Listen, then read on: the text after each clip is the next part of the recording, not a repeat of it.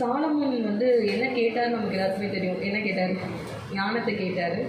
God கூடவே ஐஸ்வர்யத்தையும் என்னென்ன தேவையோ எல்லாத்தையும் கொடுத்தாரு இல்லையா? சாலமோன் காலத்தில் வந்து வெள்ளி வந்து ஒரு பொருட்டாக என்ன பண்ணல, பொன் அதிக தங்கம் இருந்ததுனால அது லிபனோன் வனங்கிற இடத்துல இருந்து எதனா பொருள் செய்யணுமோ அதெல்லாம் செஞ்சு அந்த லிபனோன்கிற வனத்தில் வந்து ஒரு மாளிகை கட்டி அந்த பொண்ணு வர எல்லா கோல்டையும் அந்த இடத்துல வச்சுருந்தார்.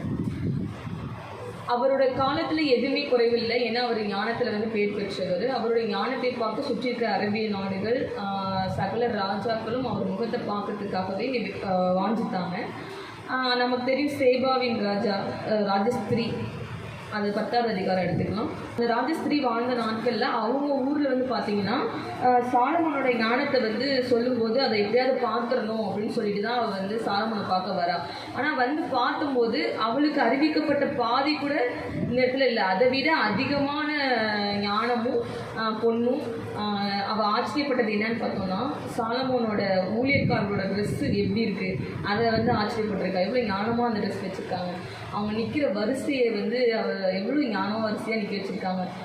சாப்பாடு கூட எவ்வளோ ஞானம், போஜன பதார்த்தங்கள் கூட இவ்வளோ ஞானமாக செய்ய முடியுமா? அது அந்த உத்தியோகஸ்தர்களோட அவங்க உடுத்திருந்த ட்ரெஸ்ஸு எல்லாத்தையும் பார்த்து இவ்வளோ ஞானமாக ஒரு ராஜா வந்து எல்லாத்தையும் செய்ய முடியுமா அப்படிங்கிற ஒரு ஞானத்தில் வந்து சிறந்தவர் தான் அந்த சாலமோன். எடுத்து வாசிக்கலாம்.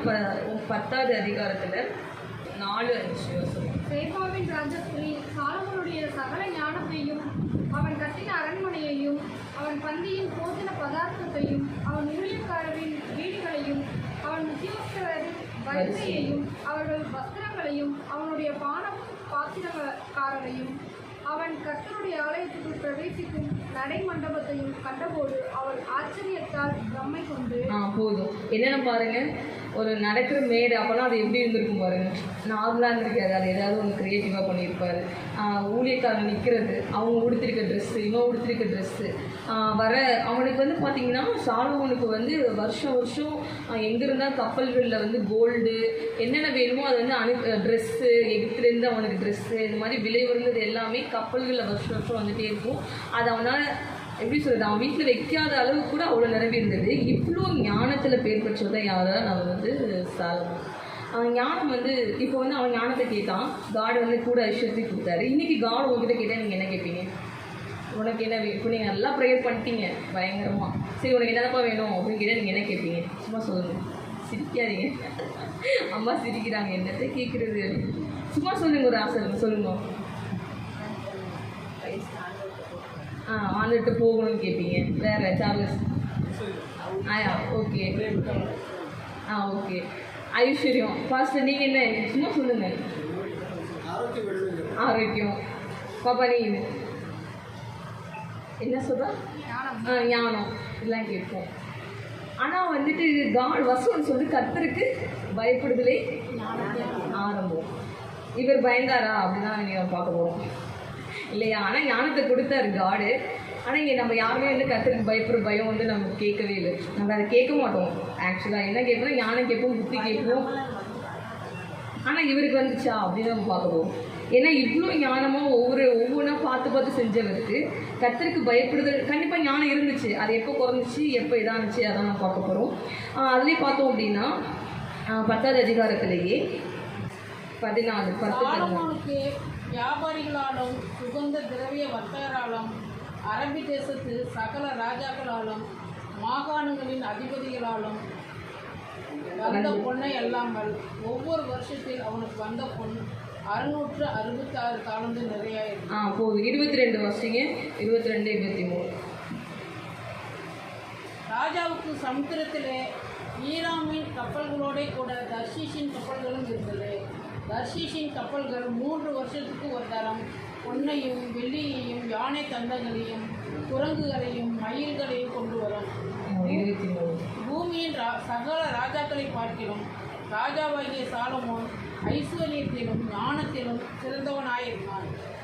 சாலமோன் இருதயத்திலே தேவன் அவர்களை ஞானத்தை கேட்குவதற்காக சகல தேசத்தாரும் அவன் முக தரிசனத்தை தேடினார்கள் அப்படின்ட்டு. இவ்வளோ எதுக்காக இதெல்லாம் நான் எக்ஸ்பிளைன் பண்ணேன்னா, இவ்வளோ தான் அவன்கிட்ட இருந்துச்சு. அவன் வந்து வெள்ளியை வந்து கற்கள் போல் வந்து ஒரு இடத்துல வச்சுருக்கான்.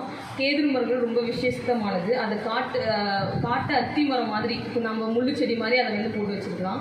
அப்புறம் கப்பலில் பார்த்தீங்கன்னா வாசனை தரக்கூடிய மரங்கள்லாம் வரும். அதை வந்து அவன் வீடு செய்கிறதுக்கு, கர்த்தருடைய ஆலயத்துக்கு, அப்புறம் இன்ஸ்ட்ருமெண்ட் செய்கிறதுக்கு, அந்த வாசனை தர மரங்களை அப்படிலாம் செய்கிறதுக்கு அவன் வந்து அதை கொடுத்துட்ருக்கான்.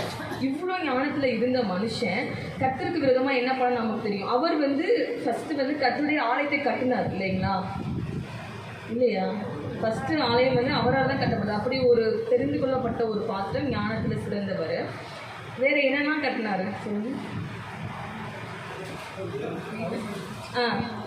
கட்டினார். Very good. அடுத்து அவங்களுக்கு அரண்மனை கட்டினார். Very good. மாளிகையும் கட்டி கொடுத்தாரு. வேற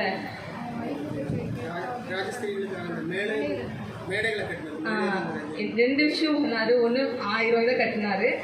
இன்னொரு விஷயம் பார்த்தோம் அப்படின்னா, அவங்களுக்காக ஒவ்வொரு எருசலேமுக்கு மலைக்கு மேலேயே அந்த தேவியையும் காமேசையும் மேலேக்கு அப்படிங்கிற ஒரு தெய்வத்தையும் வந்து அந்நிய தேவர்களையும் அவர் கட்டினார்.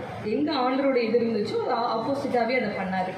இந்த இடத்துல ஏன் அவர் எழுதாத ஞானமான புக்ஸ் வந்து எழுதுனது வந்து நீதிமொழிகள். அதை பார்த்தாலே ஒரு வாலிபர் எப்படி இருக்கணும், எப்படி நடக்கணும், நீங்கள் படிச்சுன்னா தெரியும் நீதிமொழிகள் இல்லைங்களா? இவ்வளோ பிரசங்கி படிச்சுக்கணும்.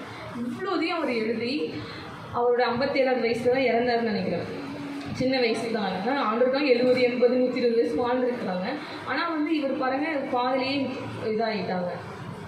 இவ்வளோ ஞானமாக எழுதுறதுனாலே விழ முடியுமா? பிசாசு பாருங்க, கர்த்தருடைய ஆலயத்தை கட்ட வச்ச கரத்தையே அவனோட கோயிலையும் கட்டுறதுக்காக பயன்படுத்திக்கிட்டான் இந்த இடத்துல. ஆனாலும் காட் வந்து சாலமோன் கிட்ட வந்து சொல்லாமல் இருந்திருக்க மாட்டார்ப்பா, இது தப்புப்பா அப்படின்னு சொல்லாமல் இருந்திருக்க மாட்டார். ஏன்னா அவரே எழுதுறாரு நீதிமொழிகள் அப்படி இப்படின்னு. அந்த நீதிமொழிகள் நீங்கள் தியானிச்சு பாருங்க, படிக்காதீங்க, தியானிக்கிறதுலாம் அது ஒவ்வொன்றும் என்ன சொல்லப்பட்டிருக்கு, எங்கேருந்து வந்திருக்கு, எங்கே போகுது இந்த வசனம் அப்படிங்கிறத உட்காந்து தியானிச்சா தெரியும். இதை எழுதினவரா அவர் அப்படின்னு நமக்கு தெரியும். இந்த சாலமோன் வந்து 11வது அதிகாரம் எடுத்து வச்சுக்கோங்க. 1 ராஜாக்கள் 11. அவர் வந்து சாலமோன் பார்த்தீங்கன்னா ஆசைப்பட்டது இல்லாமல் அவங்க அந்த எல்லாருக்காகவுமே அவங்க என்னென்ன ஜென்ரேஷனை கல்யாணம் பண்ணியிருக்காரு பார்த்தோன்னா, மோவாபியர், அம்மோனியர், ஏதோமியர், சீதோனியர், ஏத்தியர், இந்த 5 இதை விட அந்நிய ஜாதியையும் அவர் 1வது வருஷம் பார்த்தீங்கன்னா படிக்க வேண்டாம் பாருங்கள். அந்த ஜாதியும் கல்யாணம் பண்ணது மட்டும் இல்லாமல் 8வது வருஷம் என்ன சொல்லியிருக்குன்னா, தங்கள் தேவர்களுக்கு தூபம் காட்டி பலியிடுகிற அந்நிய ஜாதியாரான தன் ஸ்திரீகள் எல்லாருக்காகவும் செய்தான். என்ன செஞ்சாலும் மேலே போய் படிச்சிங்கன்னா தெரியும். சாலமோன் எருசலேமுக்கு எதிரான மலையிலேயே மோவாபியரின் அருவருப்பாக காமோஸுக்கும் அம்மோன் புத்திரின் அருவருப்பாகிய மோலேக்குக்கும் மேடை கட்டினான். அதுக்கு முன்னாடி சீதோனின் தேவி, அஸ்திரோத்து எல்லாத்துக்கும் அவன் பண்ணியிருக்கான். யாராவது 2 பேர் கட்டல, வசனம் சொல்லுன்னா எல்லாருக்காகவுமே அவன் வந்து கட்டி முடிச்சிருப்பான். ஏன்னா பாடு வந்துருக்கும் கண்டிப்பாக. ஏன்னா ஃபஸ்ட்டு 1000 பேரை இது பண்ணிட்டான் இல்லைங்களா? அடுத்தது ஒவ்வொருத்துக்கும் இந்த பலிபீடங்களையும் கட்ட ஆரம்பித்தான். இதே கை தான் மகிமையான ஒரு தேவனுடைய. நீங்கள் அடிக்கடி பாசம் இப்போ ஃபஸ்ட்டு கட்டுற மாதிரி 2வது இல்லை, 2வது கட்டுற மாதிரி 3வது வர போகிறது கிடையாது. அப்போ ஃபஸ்ட்டு வந்து எவ்வளோ மகிமையாக கட்டியிருந்திருப்பார் இல்லையா? அந்த மனுஷனை பிசாசானவன் எப்படி வந்து யூஸ் பண்ணியிருக்கான் பாருங்கள். இந்த இடத்துல என்ன மிஸ்டேக் நடந்தது? ஆண்டவர் வந்து கண்டிப்பாக சாலமோன் வேணும்னு விரும்பியிருப்பார். எங்கள் ஆலயத்தை கட்டளிச்சதே அவனை வச்சுங்கிறப்போ கண்டிப்பாக விரும்பியிருப்பார். அதில் 9வது வருஷம் படிங்க, 11:9. ஆகையால் இஸ்ரவேலின் தேவனாகிய கர்த்தர் சாலமோனுக்கு 2 விசை தரிசனமாகி அந்நிய தேவர்களை பின்பற்ற வேண்டாம் என்று கட்டளையிட்டிருந்தோம். அவன் கர்த்தரை விட்டு தன் இருதயத்தை திருப்பி போதும். 2 தடவை வந்து வாக் பண்ணியிருக்காங்க. ஆனாலும் அவர் வந்து அதை கேட்கல. யார்? நீதிமொழிகள் எழுதினவர், பிரசங்கி எழுதினவர். இந்த மாதிரி நிறைய புஸ்தகம் இருக்குது. அது பைபிளில் வந்து இன்னும் இது ஆகலை. நீதிமொழிகள்லாம் வந்து நம்ம வந்து பெரியவங்க வந்து யாராவது வாலிப்பிள்ளைகளை பார்த்தாங்கன்னா நீங்கள் நீதிமொழிகள் கண்டிப்பாக படிப்பா. அந்த ஃபஸ்ட்டு சாலமோனே அப்படி தான் இருக்கும், எழுதின நீதிமொழிகள் அப்படி தான் இருக்கும். அப்படிப்பட்ட ஒரு மனுஷன் கர்த்தரை விட்டு தன் இருதை திருப்பி ஆண்டவர் பாருங்கள். அந்த இடத்துல கூட ஏன்ப்பா 1000 பேர் இது பண்ணன்னு கூட கேட்கல பாருங்க. அவர் என்ன சொல்கிறாருன்னா, அதுக்கு பண்ணாத பலிபீடத்தை கட்டாதன்னு சொல்கிறாரு. அவரால் நீ ஏன் அதை பண்ண சொல்லியிருந்துருக்கலாம்.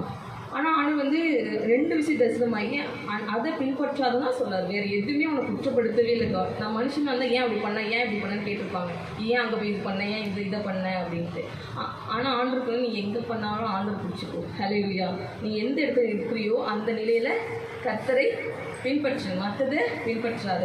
ஆனால் நம்ம பண்ண குற்றத்தை அவர் எதுவுமே கேட்கல பாருங்கள். அதுதான் பெரிய இது. 1000 ஒய்ஃப்ஸை வந்து அவர் பிடிக்காத ஜாலியில் பண்ணது தப்பு. ஆனாலும் காட் என்ன சொல்கிறாரு, அதை பற்றி பேசவே இல்லை. அந்நிய தேவதைங்க நீ வந்து பின்பற்றின, அதை பண்ணாத அப்படி 2 விஷயம் சொல்லியிருக்கிறாரு. ஒரே விஷயம் தான். நம்ம கர்த்தருடைய பிள்ளைங்க கர்த்தருக்கு விரோதமாக ஒரு விஷயத்தை செய்யும் போது அவர் வார்ன் பண்ணுவார். ஃபஸ்ட்டு அந்த எத்தனை மணி நேரம் வார்ன் பண்ணலாம், அவரோட இஷ்டம். அது 2 தடவையோ 10 தடவையோ ஒரு மனுஷனுக்கு ஒரு வார்ன் பண்ணுவார். அதையும் கேட்கலைன்னா காட் வந்து நமக்கு வந்து விரோதிகளை எழுப்புவார்.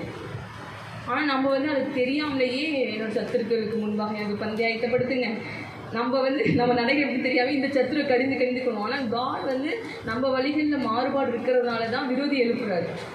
அது நமக்கு தெரியாமல் ஏன் இந்த எலும்பி இங்கே வந்தான், ஏன் இந்த விரோதி இங்கே எழுப்புனான் என்னன்னே தெரியலையே அப்படின்னு நம்ம வந்து அந்த எலும்பினவர்களை வந்து நம்ம இது பண்ணிகிட்ருக்கோம். ஆனால் நம்முடைய வழி கரெக்டாக இருந்துச்சு அப்படின்னா நம்முடைய சத்துருக்களும் என்ன பண்ணுவாங்கன்னா நீதிமொழிகள் அதை யார் எழுதுனது?